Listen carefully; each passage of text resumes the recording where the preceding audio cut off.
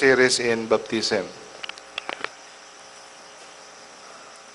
So, ordinarily, it is the priest who must administer the sacrament of baptism. No? So, it would be very wrong for a lay person to do it without serious reason. So, ordinarily, pare gyud ang minister. Okay? No person is qualified to receive it. No? No person who is qualified to receive it should be allowed to die without baptism. Meaning, tanang tao dapat makadawat yun. Dili pasagdan nga mamatay nga, dili makadawat sa baptism. Why? Anong kinahanglan magyud ang tanan makadawat? Because baptism is an absolute. Dili siya relative, dili siya optional, no? Dili absolute gid siya nga requirement for heaven, baptism. Gisulti ni Jesus sa Mark chapter 6 verse 16, "He that believes and is baptized shall be saved." So, when God releases a word, He is serious. Dili siya musulti para lang showbiz. Kundi, when He said that, He really means it. That is why our Lord Jesus Christ has thrown this sacrament wide open. So, open arms para sa tanan, no? In case of emergency, in case of urgent need. So, kung usa ka dili wa pa nabunyagan nga tawo, niya naa sa katalagman sa kamatayon, okay? O siya eligible, no? Eligible sa pagdawat sa sakramento, meaning ang iyang ang mga parents niya nagatuo, mga Katoliko, o walay pare nga available, anyone can baptize. Anyone. Example, sa ICU, o pag walang pagpanganak, pagsalo sa baby, no? Nagahingalo, or lagom, or muwa ka ginawa. You should do an emergency baptism. So, mga nurses, especially Catholic hospitals, are trained. No? Labi na itong mga gidumala sa mga madre. So, ambot kung diri sa tua, gitrain ba sila, no? Even a non-Catholic can baptize. Bisag atheist, bisag dili Katoliko, pwedeng mo baptize sa bata bilang Katoliko. Kung kabalo siya. Kung kabalo siya unsaon paghimo. Kung gitraining siya, kung gitudloan siya. For example, ang parents sa bata Katoliko, kini nga tao dili Katoliko, naluoy siya sa bata, bunyagan niya ang bata sa pagtuo sa ginikanan. So pwede na siya, no? Pero theoretically speaking, pero sa tinuod nga kinabuhi, murag wa makakadungog usa ka tawo nga dili Katoliko niya ni bunyag kay concern kay siya, no? Murag talagsa ra gid siguro na may tabo, no? Kay ang iyang hunahuna, malay ko sa iyo, no? Bahala ka sa buhay mo, no? So, ibutang diri, even a non-Catholic, even an atheist can validly administer as long as na requirement, as long as na ang intention sa nagbunyag subay sa intention sa Catholic. Okay? And he performs it correctly. So, these are the words that every Catholic should know as well as he knows his own name. So, sa buhaton na to, in case of emergency, mukuha tag tubig, dili kinahanglan holy water, bisag tubig sa gripo. Ang pinakalimpyo nga makita nimo may gamita. No? Tapos, ang Ang imong isulti, I baptize you habang nagabubo ka in the name of the Father and of the Son and of the Holy Spirit. That simple. Very, very simple. Ha? So, mo na, bunyag ka, subay sa Amahan, Anak, Espiritu Santo. So, kini nga pulong dapat kabalog ka, no? Pareho sa imong paghinumdum sa imong ngalan.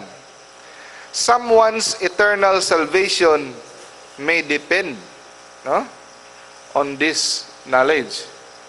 So, asa mo, kita mo na iba, nanay, mga anak, taksi, matay, imo da yung emergency baptism. Bisan pang sa imong tanaw patay na, itagaay, kay basig wa kakabalo ang kalang na apadiha. Okay? In solemn baptism, administered in the church, the water used is of course the baptismal water, especially blessed each year on Holy Saturday. So kanang water for baptism, gina-bless na siya every Holy Saturday. No? Water for baptism. Muna ginagamit normally. But in case of emergency baptism or private baptism, plain water is used. Huh?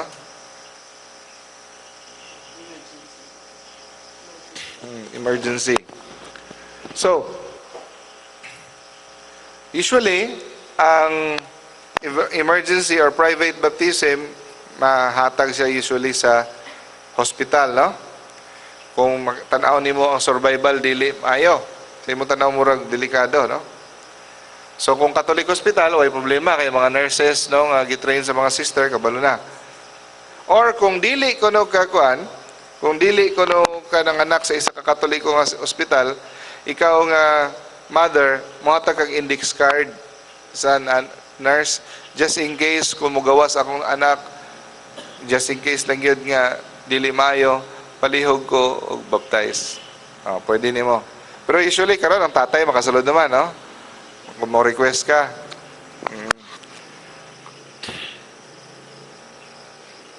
So if the baby should become suddenly ill at home before he has been baptized, then a member of the family should baptize the child. So dili na makahulat og pare. Ang effective ba siya? Parehas lang kay effective sa pagbunyag sa pare. Parehas lang. Okay? For example, wala na dayon og kamatay, nabuhi. No? Dili na usbon sa pare ang bunyag. No? Pero, pahibaw nimo ang pare.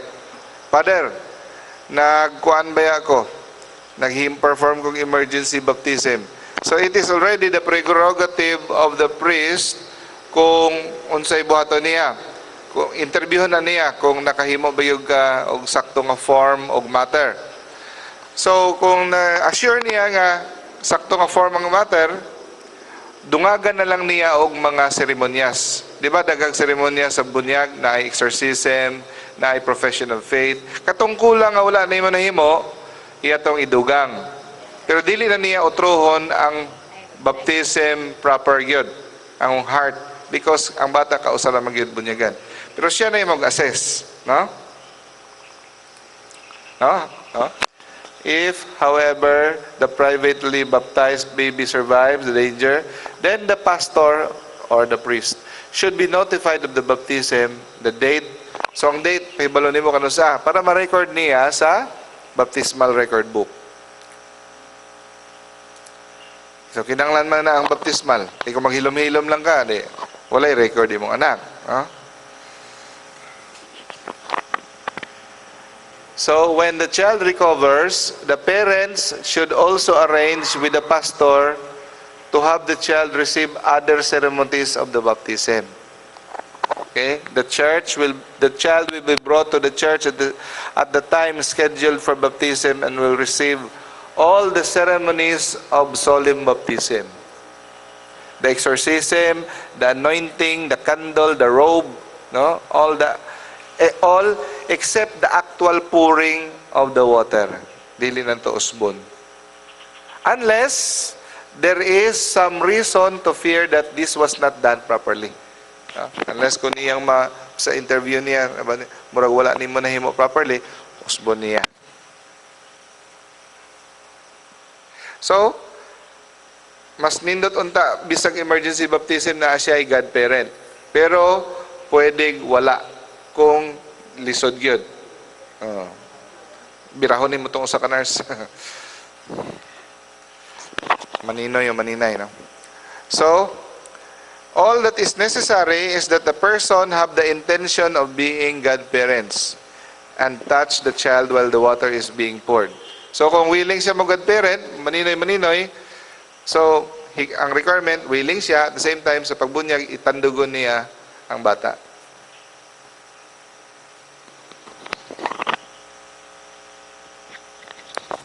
Okay. So, ang usa ka convert, dako na nga tawo, no? Dako na, dili siya baby. Convert siya, gikan siya saksi ni Jehovah or Muslim. Gusto siya makatoliko, pero wala siya nabunyagan niya, nagdaot. Grabe, kamatyanon. Pwede gihapon siya mabunyagan, no? Kung nag-express siya nga gusto siya magpabunyag. Emergency baptism. So, ang importante lang, kung dako na siya, tudluan nimo siya bahin, ang minimum requirement sa faith mao ni nga naa siya faith sa Blessed Trinity. Mutuo siya sa Amahan, Anak, Espiritu Santo. Mutuo siya, okay. Next, mutuo siya kay Jesus Christ nga siya ang manunubos. Gipadala, nagpakamatay sa cross. Okay? O willing siya mudawat sa tanang pagtuo in the future kung itudlo sa iya, willing siya. Nang dili mo tudlo tanan kay kamatyon na agad. So, basta na siya general willingness to accept the teaching of the church. So, kana, yes siya, then pwede siya bunyagan. Okay. So, such opportunity to administer baptism may never come to us. No? Pwede di na may tabo. Pero, nindot nga prepared ta. Okay?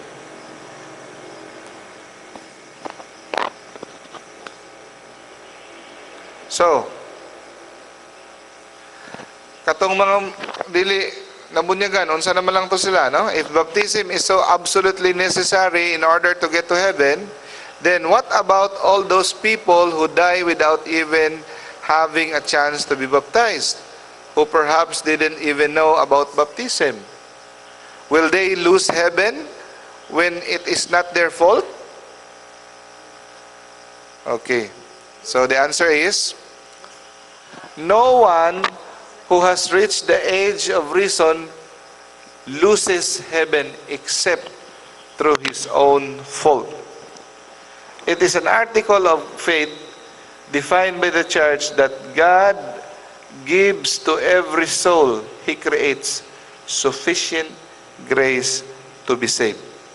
So, sali kita nga sa tanang tao nga iyang gibuhat, Musliman, sa Afrika man, sa mga tribo man, gitagaan ginaniyag igo nga grasya nga makatultol paingon sa kaluwasan. Kung di mangyud siya maluwas, tungod na gina sa iyahang kaugalingong sayop. So, naanay mga inspiration ang ginabutang sa ilang mind nga makatultol sila. So, mao na ginasulti. Kung invincibly ignorant gid sila, walay pagduda bisag gamay, maluwas gyapon sila kung sila nagabuhat sa subay sa grasya, sa inspiration ng gihatag sa ila sa Ginoo. Pero kung naa sila'y pagduda nga ang ilahang pagtuo dili tinuod, apan wala sila'y gihimo nga lakang sa pagpangita tungod sa ilang pride, tungod sa katapol, tungod sa prejudice, then it is their fault. So, talagsa lang kayo na mahitabo ang ginatawag na invincible ignorance. Okay? So, para sa uban, no? For those who have no opportunity to be baptized, katong mga wala gyoy oportunidad, wala higayon nga mabunyagan sa Katoliko, ang dalan paingon sa Ginoo is dalan sa gugma. So dapat katong mga walay chance nga mabunyagan, ang ilang i-follow para maluwas sila is the path of love. Okay? Is the path of love. A person who loves God above all things and desire to do all that God wants him to do has baptism of desire. So bisan pag wala na bunyagan, pero mauni ang nasa iyang heart, love for God above all, and to do all the things that God wants him to do, and he loves his fellow men, considered siya nga na ay baptism of desire. Wa lang siya mabunyagan, tungod kay wa siya kabalo.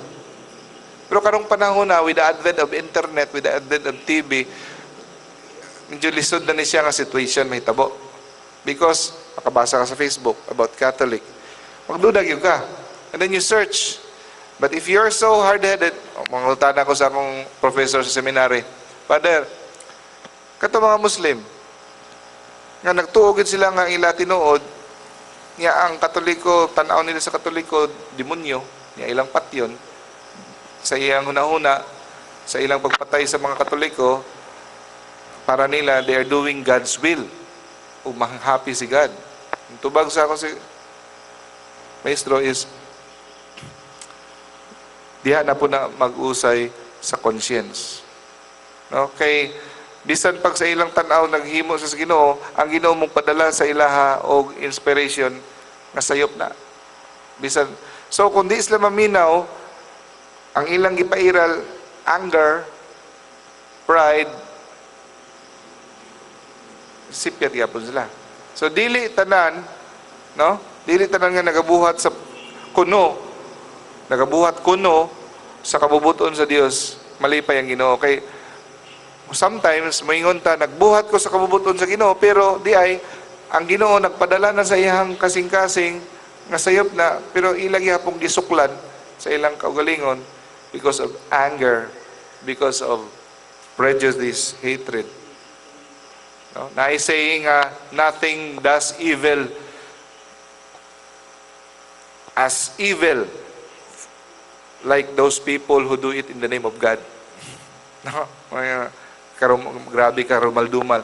Tapos, before they putol ulo, before they blow up people, they will shout, God is great, Allahu Akbar.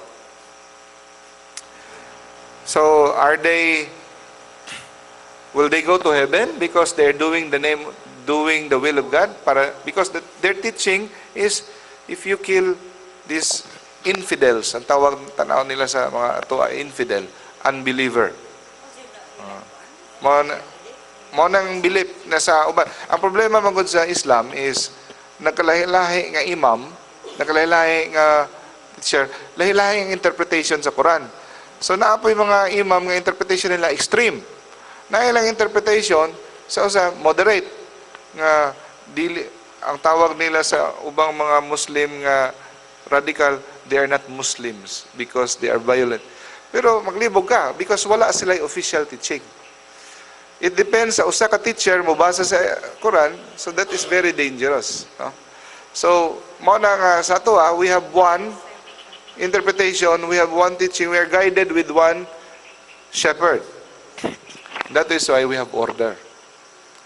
So, actually, kung wala, di punta mo follow og one shepherd, one teacher, one teaching, we can even justify murder using the Bible. Amen?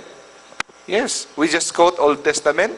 Old Testament, there's a lot of pwede an eye for an eye, a tooth for a tooth, pwede patyani. You can justify. So, mo po na ginabuhat nila, they use the Quran, and then they twist it, and then they, that is why. And then they say they're doing the will of God. Okay. If circumstances make it impossible for him to receive sacramental baptism, his baptism of desire will be sufficient to open for him the gates of heaven. So, mo to. Naginatawag nga baptism of desire. So, this is, remember this baptism of desire and baptism by blood. Duha na sila. So, mo na siya ang extraordinary way nga maluwas ang usa ka tawo. The ordinary way is baptism. The surest way. The extraordinary way is baptism by desire and baptism by blood. Okay? So, important kami memorize ninyo na. For example, the ordinary way to enroll sa Lasal is go, unsa may month for enrollment karon? Okay, sa una, June man. Karon, usab na, no? August na, no?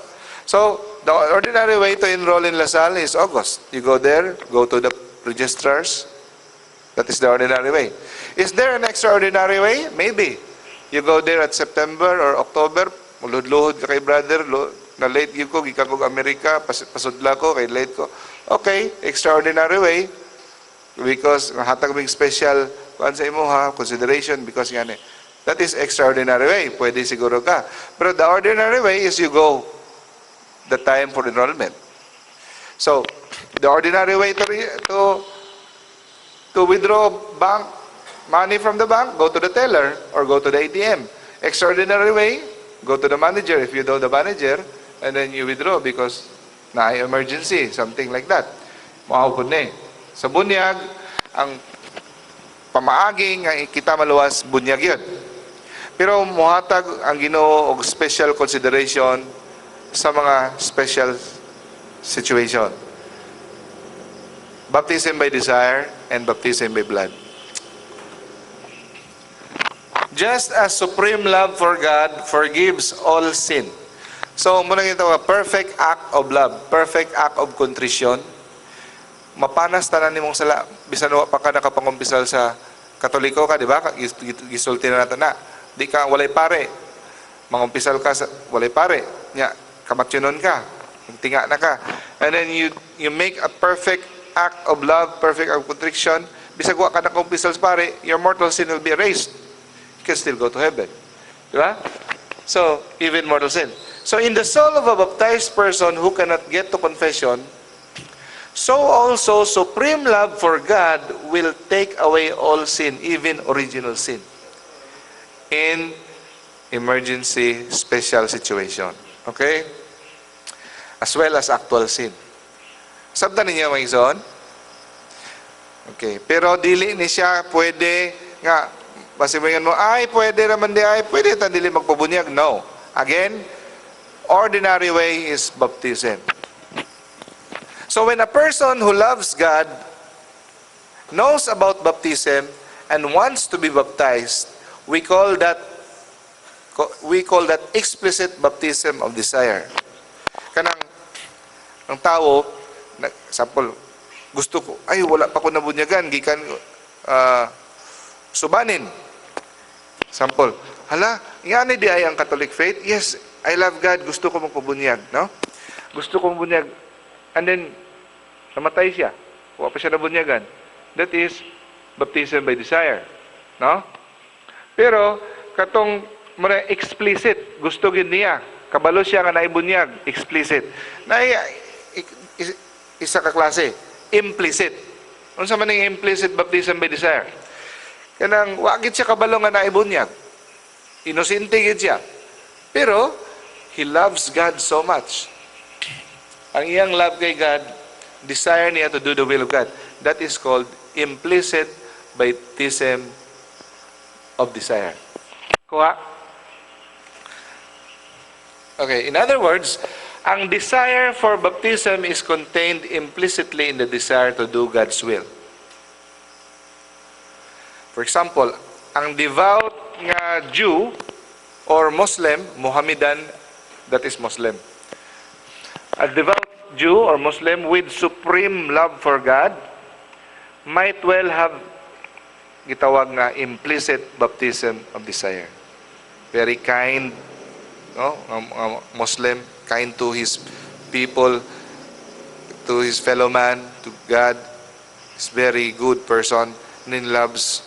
Ang ginabuhat niya, ang tanan nga sa iyang tanaw, maayos, kabubuton sa Ginoo yang gibuhat.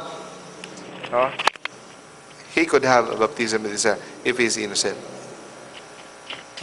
So, next is baptism of blood. The highest form of substitute for sacramental baptism of desire is called baptism of blood. So, John chapter 15, verse 13 to 14. Greater love has no one than this, that one lay down his life for his friends. You are my friends if you do what I command you. So, muhatag sa imong kinabuhi para sa isig katawag sa imong Ginoo, no? So, bisan pag wala na bunyagan, anyone who suffers martyrdom for the sake of Christ is certain of his eternal reward. So, kini nga mga words nato gikan sa The Faith Explained by Father Leo Tresia from the Catechism. It is not my own, okay? So, bisan walay bunyag, kung siya namatay, gipatay tungod sa iyang gugma kay Kristo. Example, usa ka catechumen, no? Bunyaganan, gipatay kay nahibaw-an siya nga convert siya. Isa ka Muslim. Example, para sa atong isa ka babae ni convert siya. Gidakop siya sa iyahang sa pamilya. Gigabas iyang liog, no? Babae. So, wa pa siya nabunyagan, I'm sure he received baptism of blood. Or anyone who defends, isa ka Christian, patyonon, batuhon, giulang, ayaw in taon, Muslim siya for example, ayaw niya yung patya, naapil siya kamatay, still baptism of blood. Okay? You defend Christ, Christian principle. So martyrdom is defined as the suffering for a supernatural motive, a death of a mortal wound inflicting out of hatred for Christ, his religion, or his Christian virtue. So kung ang isa ka tao gipatay tungod sa kalagot nila kay Kristo or tungod sa kalagot nila sa simbahan ni Kristo, ug napay katulo tungod sa Christian principle, ang pagbarog nimo sa Christian nga pamatasan. Example, di ka gusto corrupt, ni stand ka against corruption sa imong opisina. Niya, tungod nimo, kontrabida ka, di na makakwarta-kwarta ang kauban nimo sa opisina, sa government office, nag-chip in sila para ipapatay ka. Namatay ka because of honesty, that is still martyrdom. So, Christian virtue. If you are killed because of Christian virtue, it is still martyrdom. So, very sensitive na. When you teach your friends or catechism about baptism by desire, baptism by blood, i-explain din yung maayo, ha? Because this is very controversial and very sensitive topic. Kaya kung masipyat mong tudloan mayas lang, musalig. Pwede raman dahil maluwas, walay bunyag-bunyag. Diba? Kung dili mo kabalo mo explain. So, kaning topic yun, nga about there is no salvation outside the Catholic Church. This is very sensitive matter. Kinahanglan kung mo explain ka, studyuhan gini mong mayo, choose your words correctly, kay masipyat ka mamisinterpret ka, mugawas ka nga bigot. Magawas ka nga, Katoliko ra day maluwas. O kung masubrahan mo po nimong extreme, misinterpret po ka nga, pwede ra day maluwas bisag kinsa. Kuha niyo?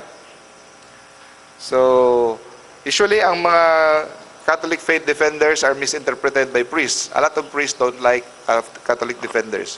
You know that? A lot of priests, they don't welcome Catholic faith defenders because they think Catholic faith defenders preaches that only Catholics are saved. No.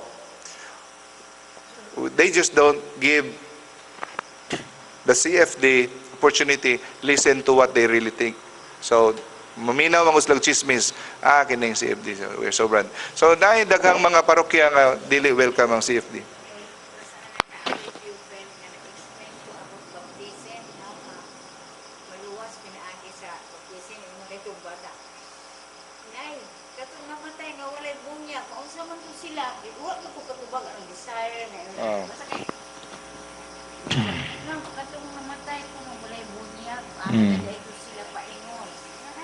So muna, kung na yung mga utana, kato mga namatay nga mga bata o ginabunyagan, gi-abort, gipang abort, no? Wala na bunyagan. Maimpirno to sila. Sa may niya itubag, ayaw mong tubag nga maimpirno. Ayaw, kaya simbahan na lang tudloan na. Maado to sila sa limbo. Ayaw na lang po mong tubag og limbo because limbo is a theological explanation only. It's not dogma. Ang inyo lang itubag mo, ne? We do not know. Muna, first. And then, second, ni Misulti, ato na lang silang itugyan sa kaluoy sa Dios. Muna lang na siya. And then, ang sumpayan din ninyo,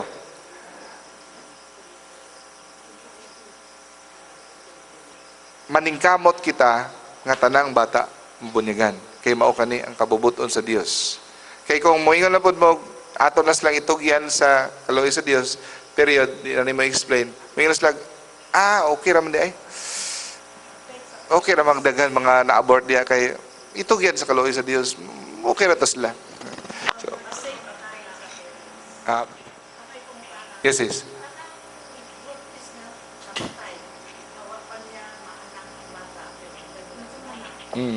Bitaw. Ang kuha na siya, pag conceive pa lang, pag panamkon pa lang, nananay kalag. Duhaon sila dapat og bunyag.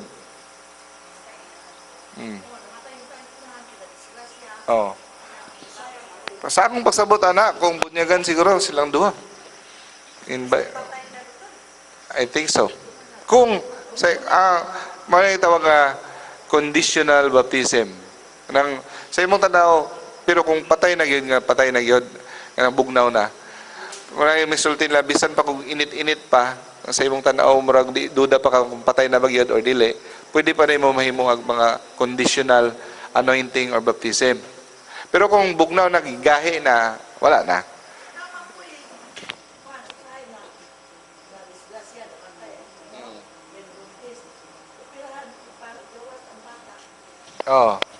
So kung mamatay, pwede gyapon na bunyagan.